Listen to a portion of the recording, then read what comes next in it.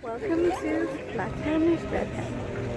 Okay, well, two integrals on the spot. The first one, the integral 1 over x times the parentheses with 1 plus x squared inside and then square. And notice that for the second one, your x is not here anymore. We just have the integral of 1 over 1 plus x squared and then square. Anyway, you should pause the video and give this a try first.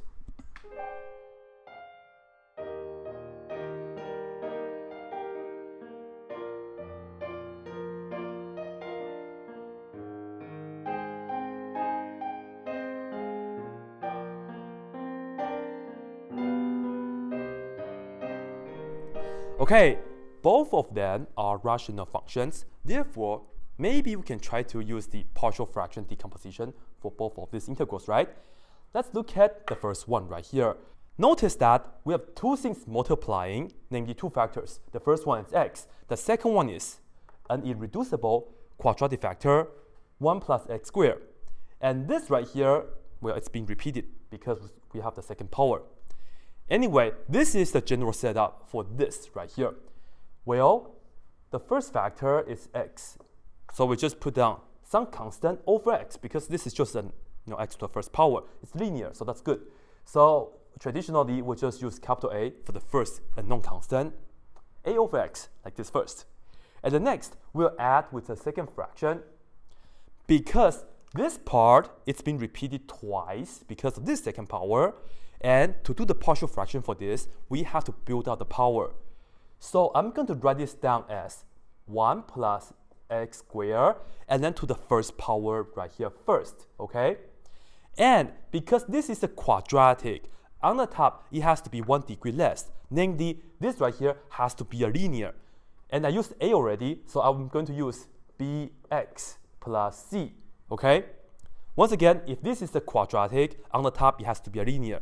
The top has to be 1 degree less than the bottom, all right? Well, when you are building up power, because the next one, it has to be plus, I have to have 1 plus x squared and then square. So it's this 1 plus x squared and then square. When we are building up power, the top stays the same kind. Yes, this is a 4th degree, but the top is not a 3rd degree, okay? It stays the same kind because we are building up power. So it will be just, well, we are going to use dx. This is not the derivative, by the way. This is just a capital D. And then dx plus the next letter, of course, is capital E. And don't get too excited with this E. It's just a no constant. This right here, it's a general setup for this fraction here. Okay. Maybe let's also talk about how can we do this. Maybe with partial fraction, maybe not. I don't know. Let's take a look. I'll do this one in blue, okay? Well, if I follow the same logic, yes, I have a factor raised to a second power, and I can try to build out the powers, maybe just like this part, right? So let's see.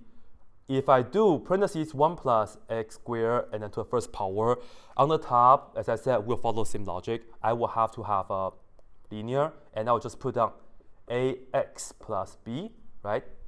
And the second one is plus, I'm building on power, so parentheses 1 plus x squared and then square on the top, sure, another linear, which is cx plus d.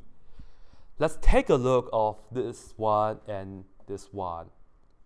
Does this even make any sense?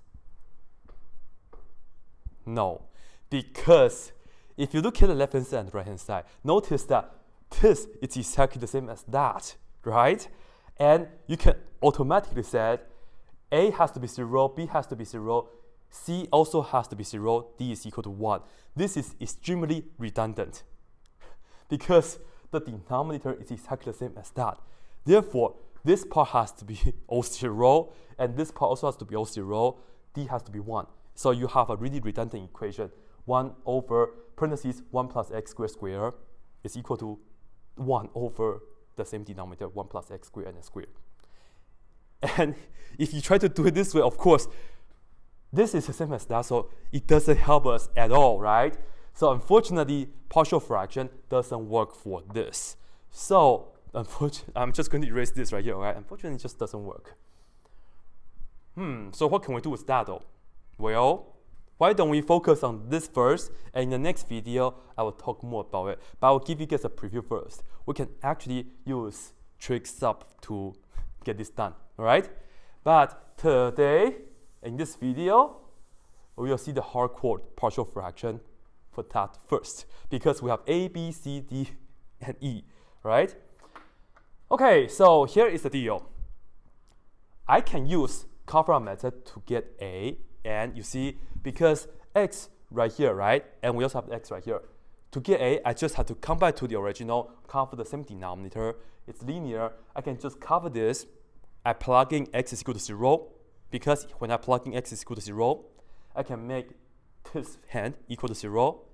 1 over parentheses 1 plus 0 squared, and then square is 1. Let me tell you, A is equal to what? I know I can do that, okay? But I will do this by the most traditional way without the quadratic method, all right? And with that being said, I'm going to just multiply everything by the lowest common denominator, namely just this. And this is just for a good review, okay? I will, to honor that, I will just multiply everything by the same denominator in blue. So x times parentheses 1 plus x squared square. And hopefully everything can fit into this board. We will see. Anyway, this times that, we get 1 is equal to this times that. The x cancel out. So we have A times the parentheses that, right? So we have 1 plus x squared and then square. Next, we add, let me just write this down right here, bx plus c. You know this cancels out with one of them, so I have to have the x. And then another factor, 1 plus x squared to the first factor, right? To the first power. And then for the last one, we add this one, which is dx plus e. This and that cancel out completely, so I will just have to multiply by this x, right? And now we'll just do the algebra, and we'll see this is 1, this is equal to, okay, we multiply this out and we have the A in the front. So use the binomial expansion, right? You know this is just 1 square, which is 1 plus 2 times this times that, which is just, well, 2x squared plus this square, which is x to the 4th power. Okay, good. And for this part, I will just say, let's add. Well, don't forget we have to multiply this, and this is x. So if you look at this carefully, this is bx squared and then plus cx, all right? And then we multiply by this 1 plus x squared. So you take this times that, which is bx squared, and then this times that is plus bx to the 4th power, and then cx times that is plus cx, and then this times that is plus cx to the 3rd power. And this part we have this times that, which is plus dx squared, and this times that is plus ex, all right? And now, of course, I can multiply the a inside. So a plus 2ax squared plus ax to the 4th power after distributed into that big parentheses earlier, right? Okay, so now, of course, we are going to equate coefficients, right? Let's see, we have this ax to the 4th power and another bx to the 4th power.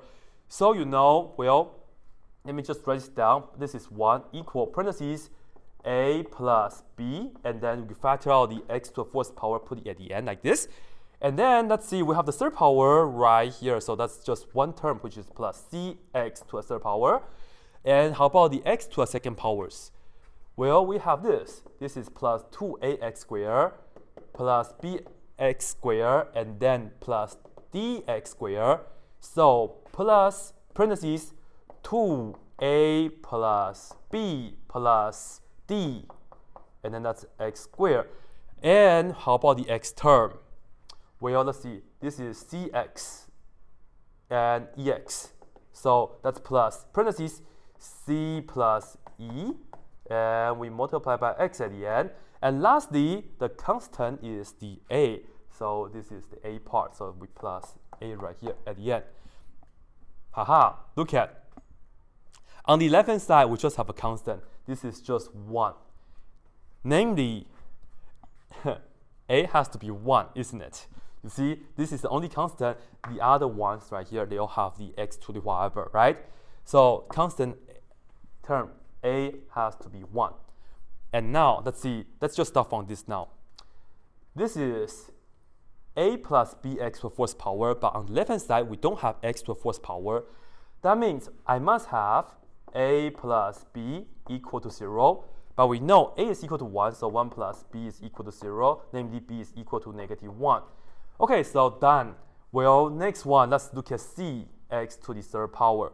We don't have any x to the third power on the left-hand side, so that means c is equal to 0, so that's great. And of course, let's look at this. We have 2a, well, let me just write it down, 2a plus b plus d. This is with x to the second power. We don't have x to the second power, so it has to be equal to 0. Okay, a is equal to 1, so over 2 times 1, and then plus b is -1, and then d is, don't know, so plus d is equal to 0. This is 2 plus -1 is just 1, plus d is equal to 0. That means d is equal to -1, right? So we have a, b, c, d already. Lastly, we can solve for e. This right here is a coefficient of x, but on the left-hand side, we don't have x. So we must have c plus e equal to 0, and c is equal to 0, plus e is equal to 0. So we must have e equal to 0 as well. And now, a, b, c, d, e, done, right? So we can come back here. A is equal to 1, right? And b is equal to -1, so let me indicate b is equal to -1, c is equal to 0, and d is -1. And e is good, because that's 0. Okay, so we did the partial fraction, and now I'm going to erase all this work right here.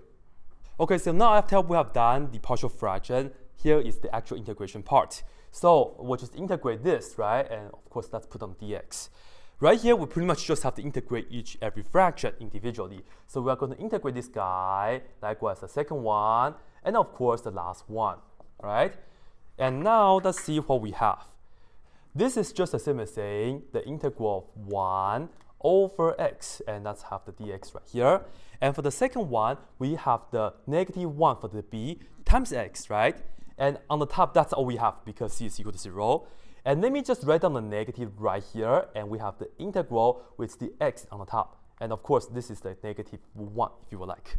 And the denominator is just 1 plus x squared, and then to the first power. So we can just write this down as 1 plus x squared. And of course, let's close that. Lastly, similar to this one, I will write the negative right here, and then the integral x on the top. E is 0, so that's good. And we have this right here, parentheses 1 plus x squared, and then square dx. And now we just have to integrate these three little integrals individually, right? The first one is going to give us natural log of absolute value of x. And for the second one, this is going to be minus. Let me just indicate that, the minus. Well, if you want to do this by use substitution, or you can just do this in your head, up to you. And the result is going to be 1/2 ln, the denominator, which is 1 plus x squared. And this is always positive, so I can just put down parentheses, okay? And lastly, we can also integrate this guy. First of all, let me write down the negative here. And the integral of this is not ln anymore, right? You have to use u sub, that u is equal to 1 plus x squared, and just do whatever you need to do, right? So try it on your own. Well, the result of this is going to be -1/2 times 1 over 1 plus x squared to the first power in the denominator, like this, right? And that's pretty much it. I'm not going to put on the plus e yet because I'm not done. I want to fix the little things. So let's see. At the end, we have ln absolute value x, and this is just a minus 1/2 ln parentheses 1 plus x squared. This times that is plus 1/2, and then parentheses 1 plus x squared, like that. Well done, plus c. This right here is it, right? For the first one. And you should watch my next video because I'll show you how we can integrate this guy. At the moment, that's it. This is the palace of King Louis XIV.